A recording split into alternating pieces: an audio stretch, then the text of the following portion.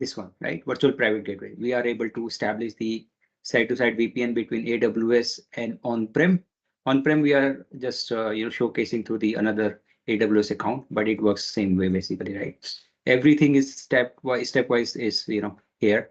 We have demonstrated through the Strongswan VPN device, okay, software. So now we are going to do the transit gateway as my VPN, okay. And in the real world, you will most likely see transit gateway as the VPN, because with the virtual private gateway, you have to attach that virtual private gateway for each and every VPC, right? So that's a challenge basically. Okay. So in terms of this one slide deck, so we have done the VPN gateway, virtual private gateway. Okay. So now we'll do the transit gateway as the VPN gateway. Okay. So before we do that, let me open my drawing again here. So everything will remain same. All these IP addresses are going to remain same. This side of the IP addresses are also going to remain same. This side I will retain my strong swan, okay, that VPN device. And this side also my public IP address, private IP addresses will remain same. Only thing, few things I will have to reconfigure at this side. So I will remove my VPW, virtual private gateway. So instead I will create the transit gateway and I will do the rest of the configuration. So stepwise, how it works is basically you still need to create the customer gateway. So customer gateway is nothing but the customer side of the public IP address and the BGP autonomous system number, right? That you need to still create. So we will retain the existing one. Okay, we'll not create the new one, what we created in the previous step. And we will create the transit gateway here. Okay, so we'll remove the VPN gateway. So transit gateway, and after that we create the site-to-site VPN connection. Okay, other than that, you remember that last in the previous class, we said in the transit gateway, we also do the what do we do? We do the attachment, the VPC attachment, right? And the VPN attachment. These two attachments we will have to do this in the transit gateway. Okay, this is the extra step on the transit gateway point of view. But just last thing, just before I move on, let me just go back on this one. Okay, so I wanted to show you something related to the this thing. So where is my site-to-site connection, right? So route propagation, actually I wanted to show. So static routes, remember this route we had configured on the site-to-site VPN for the virtual private gateway, right? Right. So this route is generally if I go to my route table here, okay, and it may be here. Okay, let me just see that. Okay, so public subnet one route table. So this one we created actually manually. It's not propagated. So if you see that propagated, you saw that the concept of the propagation. So it is automatically basically propagated here. Okay. So it's not being propagated. So if you see it will be propagated if you click this option. Okay. So let's say I remove this one. So let me remove this one for you. Okay, guys, let me remove this one. So remove this one. So my ping also will stop working. So I'm pinging. Where am I pinging? So, okay. So I'm pinging from here to here. So let me ping here. Okay. So it's pinging. Let me remove this one. You guys save changes. So my ping will stop working. Yeah, it has stopped working now. Ping is not working, right? So it's not increasing. So what I'm saying is that if you go to the route propagation here, okay, if you enable this route propagation, it will come in the routing table automatically for you guys. You don't need to do that. So whatever we do, put this, it has come with the propagated route. So now the ping will start working. See, you can see that ping is start working. So this is the extra thing I wanted to showcase, which I missed in the previous class. Okay, fine. So that's the whole purpose of the dynamic, kind of routing things, right? So route propagation is important, but route propagation doesn't work for each and everything. Okay, it works for the virtual private gateway. It may not work for the transit gateway as such here. Okay, so let's do this thing. Let's go back to our VPN section again. Okay, where is my VPN section? Yeah, here, VPN section, right? This section. So customer gateway, we are going to retain. Okay, so I'm not going to create the new customer gateway. We had already created as part of my previous discussion. So this is my public IP address and everything is going to remain same, right? So in terms of the Virtual private gateway, I don't need now. So this class we have covered. So we will delete this one, okay? And I can't delete it straight away. It will not let me delete, okay?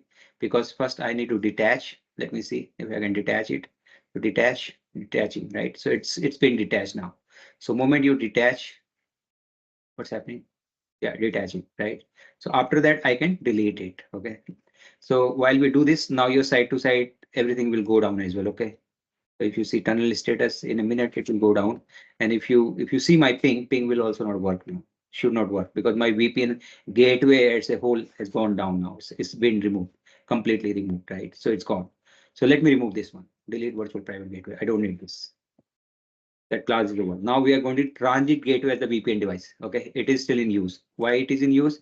It is used in this site-to-site connection here, right? So if you see here, so I need to VPN connection. Let me I can remove this one, right? So let me actually remove this. Okay, let me remove this one. Modify. Let's delete it. Okay. Let's remove this VPN connection. We'll create the fresh connection. Okay. So it's deleted now. So virtual private gateway. Now I should be able to delete it. Okay? So let's delete it. So it's deleted now. Okay, it's gone. It's deleted. Now what we are going to do? We are going to do the site-to-site VPN through the transit gateway. Okay, so this step will remain there. So this customer gateway we still need to create, which is already created. In the customer gateway, we have given the public IP address of the other side of the VPN, this side of the VPN device, public IP address. Okay, and BGP autonomous system number also I've given, even though we are not using BGP routing, but it is there. Okay, now we go to the transit gateway section here. Okay, so there are many ways of doing it. I can do through here also. I can create a new VPN connection. Okay, let me name it as okay. If I do transit gateway, there's no transit gateway, so I need to create the transit gateway first. Okay, so let's create the transit gateway first of all. Let's go to VPC. Let's create a new transit, brand new transit gateway here. Okay, so transit gateway. We did this exercise yesterday, so kind of were repeating transit gateway, but this time we are not doing it for the inter VPC communication. We are doing for some sort of VPN, right? So let's do that. Create the transit gateway. So this transit gateway can do multiple things. So if I can draw you some diagram here again, okay. So let me just remove everything here. Right? So this transit gateway, if I draw here, right? So this is my TGW, correct? TGW. This has VPC attached. Many VPCs attached. VPC 1, VPC 2, right? VPC 3, for example, right? Now, this also has a site-to-site VPN to on-prem DC data center. So it also has a VPN. So this is another attachment. So this is attachment, this attachment, this attachment. So what does it mean basically? These VPCs can talk to data center now. Any my network in the data center, they can talk via the transit gateway. So this is just sitting in the middle basically. This has the VPN connection option as well. Okay, and obviously there could be direct connect also here. Direct connect link, right? Which again goes to your data center here like this. You can do that also. I'll showcase that. Okay, direct connect also in this class. So let's focus on the VPN here. Okay, so let's connect the TGW transit gateway. Let's name it simple to TGW1. Description, let's do this. Okay, ASN number, right? So ASN number. So if we want to do dynamic routing, we can do here. So let's give it 64512 like we did previously. Okay. And DNS support, VPN, ECMP. So you saw that, right? Two VPN tunnels are there, tunnel 1, tunnel 2. So it is for that ECMP, equal cost multiple. So route table association propagation, we are just keeping it. Enable CIDR range is not applicable here. Okay, just create it. TGW is created. Okay.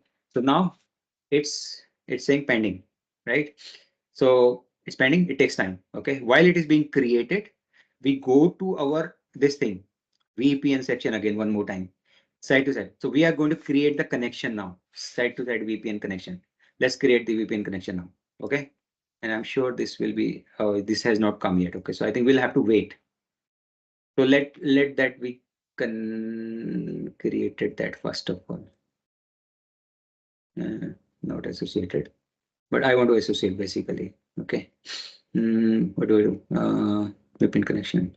VPC. Let's go to VPC and let's see the transit gateway status here. So this time we will not do so many steps because other side of the steps are already done. Okay, just one modification I will have to do because we are doing through the transit gateway, the VPN, our public IP address on this side, yeah, this side, the public IP address will change.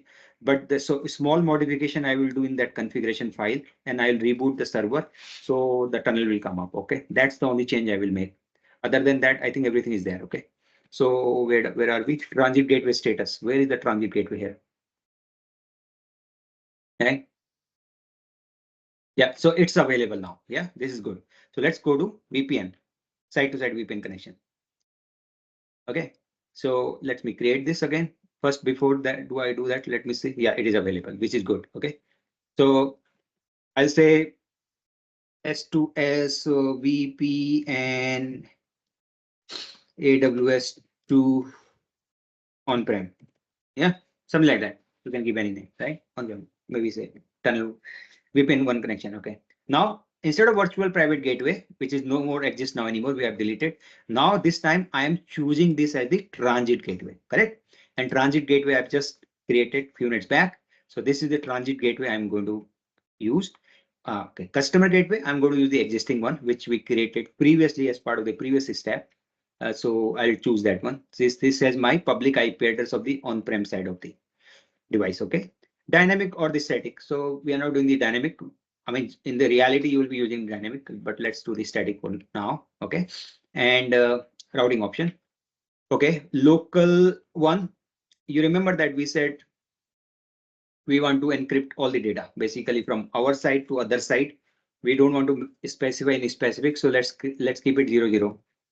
By default, it's a 0, 0, by the way. Okay, even if I don't do that, it will be 0, 0. So let's leave it blank basically. Okay, so default is 0, 0. So this is there. Principles, sorry, outside IP address, private or public. So transit gateway can also have private and public IP addresses, by the way, for this VPN connection. Okay, now because I don't have the private thing, private generally is applicable if you have the already, if I go back to my diagram here, this private, it can also have the private IP address. Okay, that means I can have a direct connect connection which establish a private connectivity physical link from here to here, right? And this will be private. This doesn't comes into picture, right? Internet. So I can have the VPN from here to here. Now you will ask me if you already have a direct connect, right? Here from data center to your AWS, entire AWS here via the transit gateway. Why do I need to create the VPN on the top of the direct connect? There is a reason for that. The reasons is that this direct connect nowadays it supports the MACsec, security at the at that layer. But previously, until last year, it did not support, right? So anything, all the traffic going from here to here, our data center is plain text. It's not encrypted. Okay, even though we are in the private network, right? We still have a security concern. So the institutes like bank, finance, they may not allow. So they will say you create IPsec tunnel. So we will create the IPsec tunnel from transit gateway to our VPN device again on the data center, but not over the public. But instead of that, we'll create that on the private IP addresses, right? So we are IPsec over direct connect. So that is the reason you want to use that kind of connection. Okay. Nowadays, MACsec is supported on the direct connect. You probably don't need, this kind of IPsec over data center anymore. Okay. We have done that, by the way.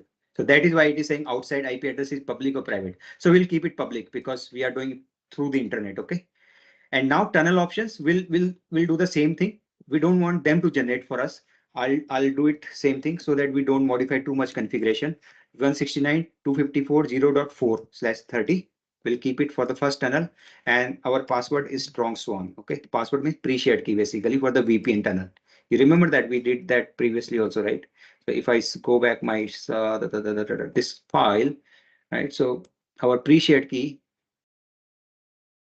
and this file is Strongswan, right? Strongswan. Let me just copy paste so that I'm not making any mistake by it. Yeah. So Strongswan and IP address 10.254, sorry, 169.254, 0.4 and 0.8. 169.254, 0.4. Okay, that is for the first tunnel. And the second tunnel, same thing. We're going to do the same thing here. So I'm going to do the password pre-shared key here, Strongswan and 169.254.0.8/13. Okay, if I don't do this, it doesn't matter. It will create automatically some random 169.254 range for you, and it will ask you to download that configuration as we saw in the previous step, and you apply on your on-prem VPN devices. Okay, so let's create this VPN connection. Okay, when we do this, so you will see there will be two public IP addresses available now. So these public IP addresses are changed. So I need to make these modification on my that file, right? So where all I'm going to make those changes, let me just check this change where all I'm making. So let me just search this thing. Okay. So only two places I'll be making these changes.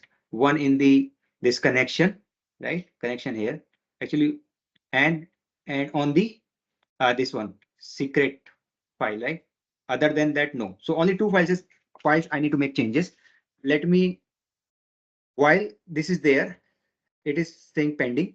Let it come back and I make changes on this device, correct?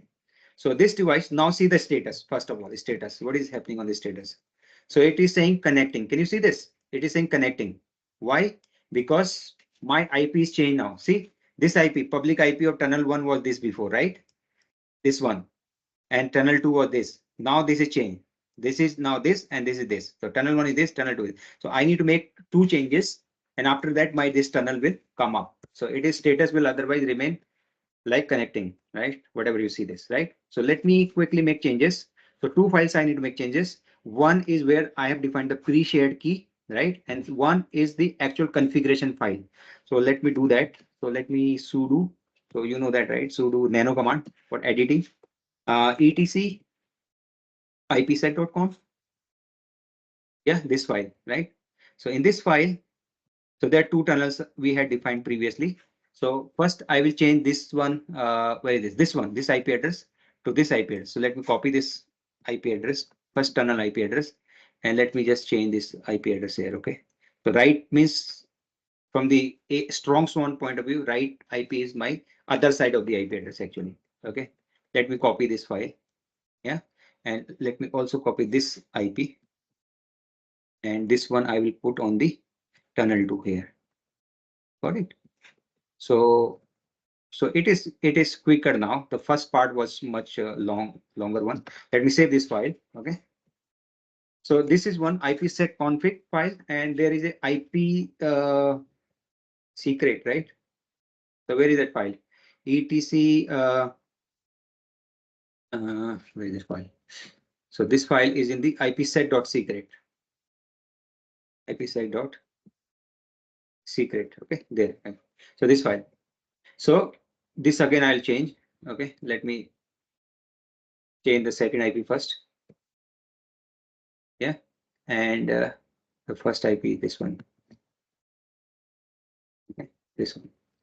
Now all I need to do, I need to restart this server basically. Okay, get this applicable, or I can restart my IPsec service also. By the way, I don't need to restart the entire server.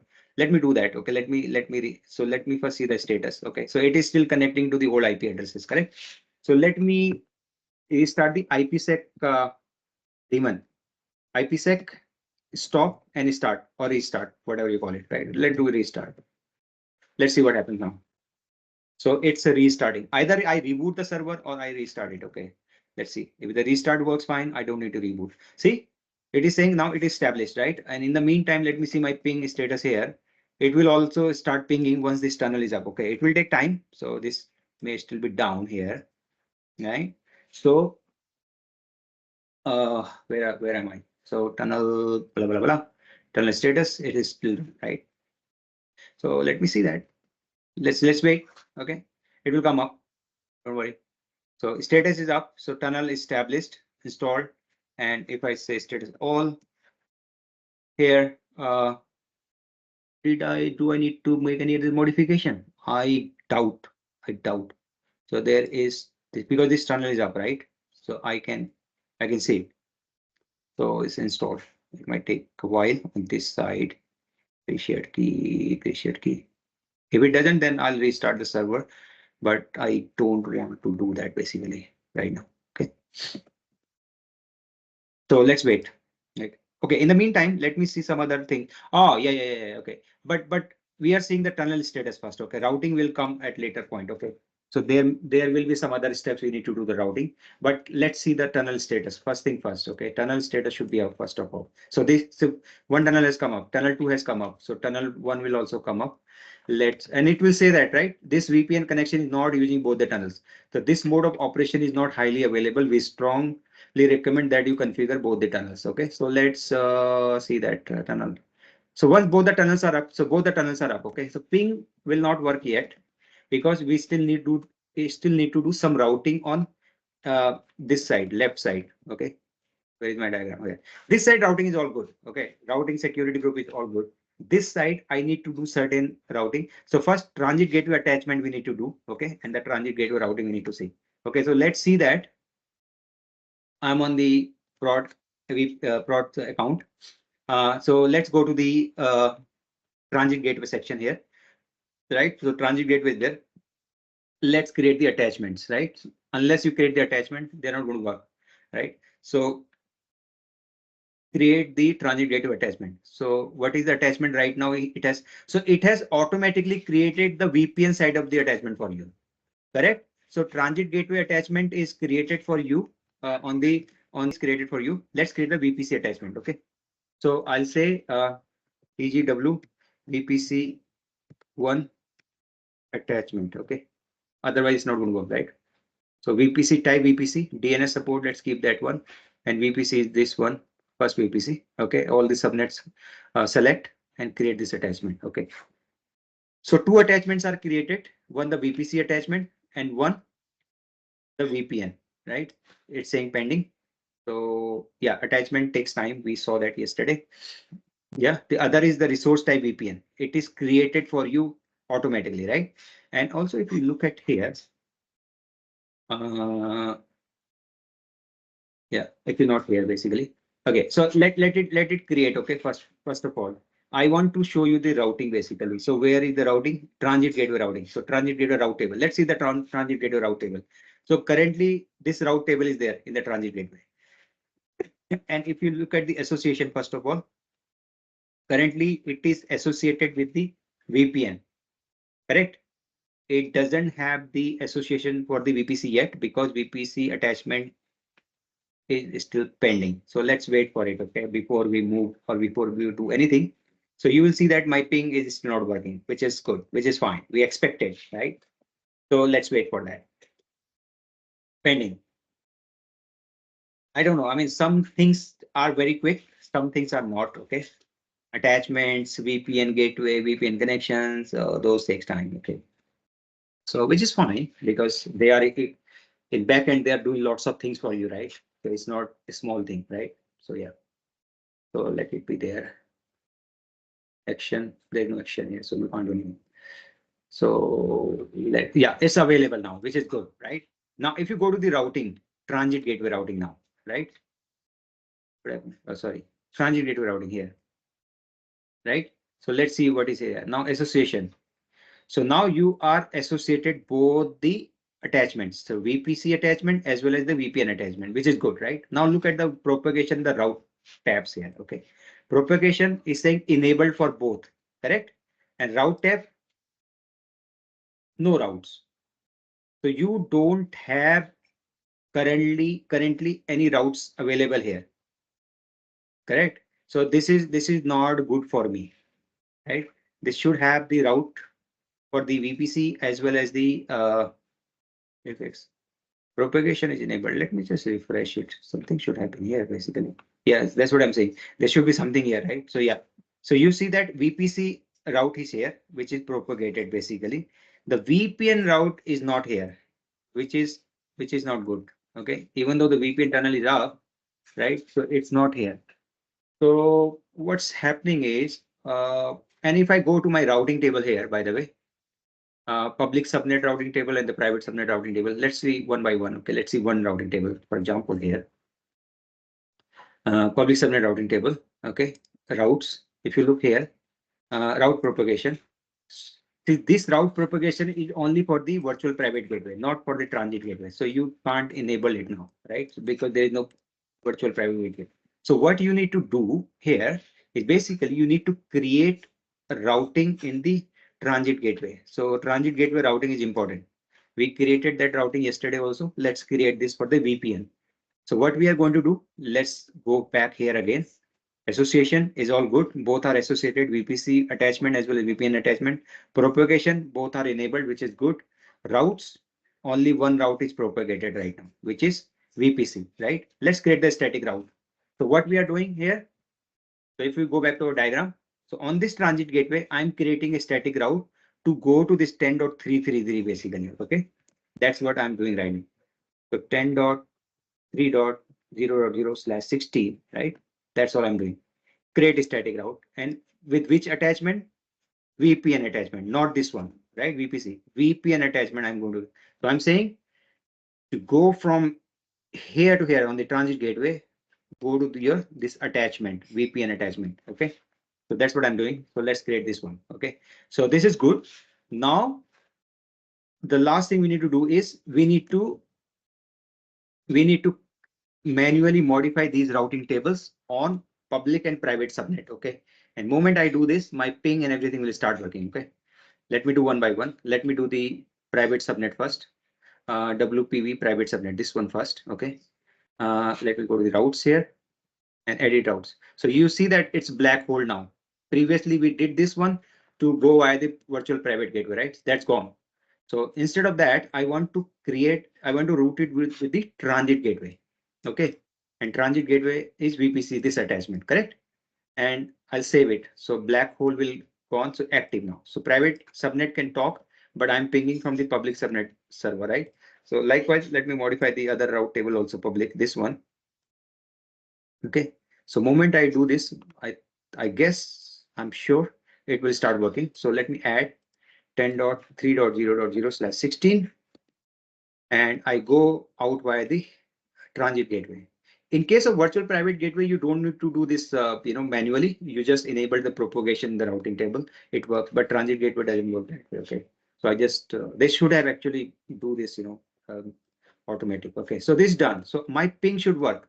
So now you see that moment I've done this, my ping is working fine. So not only the ping will work, I will be able to connect to that server, other side of the server, 10.3.1.1.26 remotely.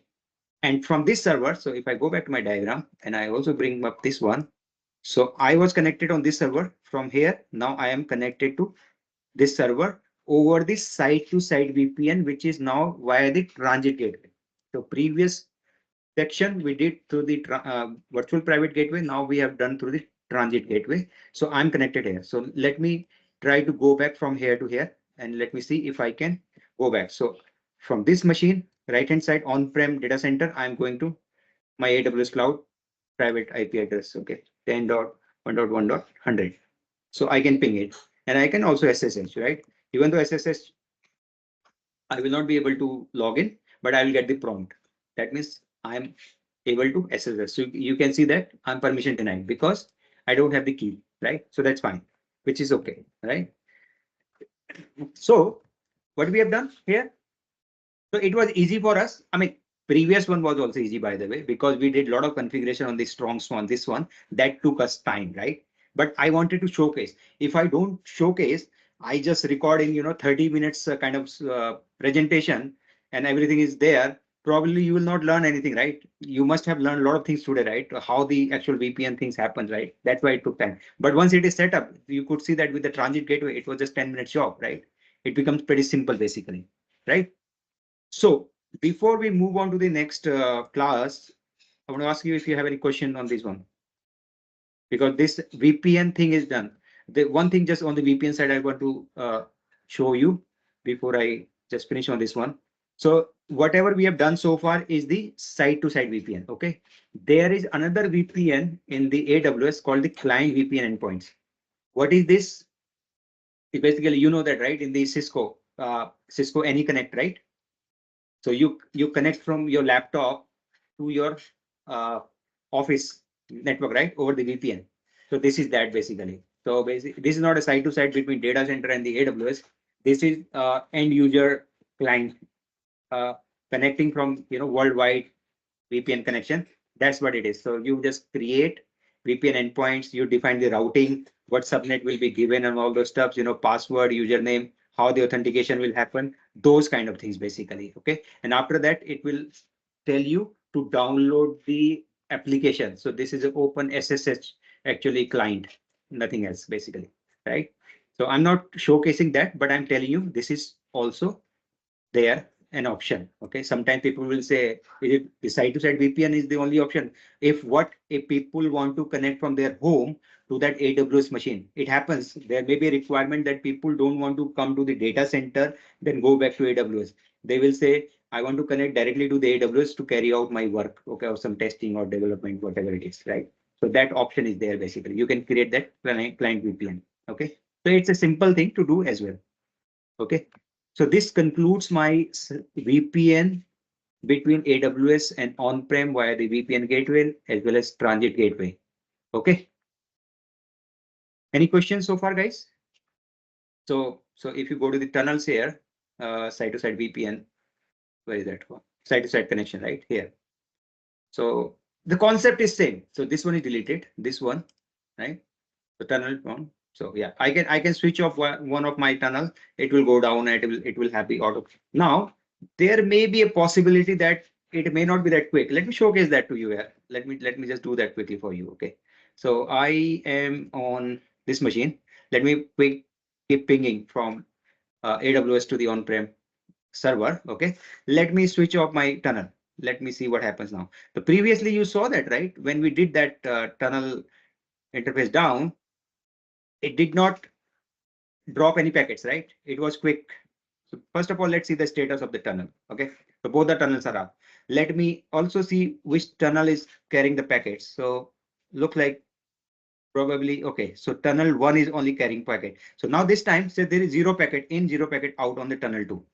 So tunnel one is definitely my active tunnel for both inbound and outbound packets, right? Let me switch off the tunnel one here and see what happens. Okay, sudo IPsec down tunnel one, right? Let me switch it off and see what happens when my packet drops here. Okay, so right now the sequence is increasing 49, 51, 52. Let's see what happens here. So there should be down. See, it's a down now, 53, 54. Okay, it will come back. But if you see that virtual private gateway was very quick, you notice that, right? It was immediate failover.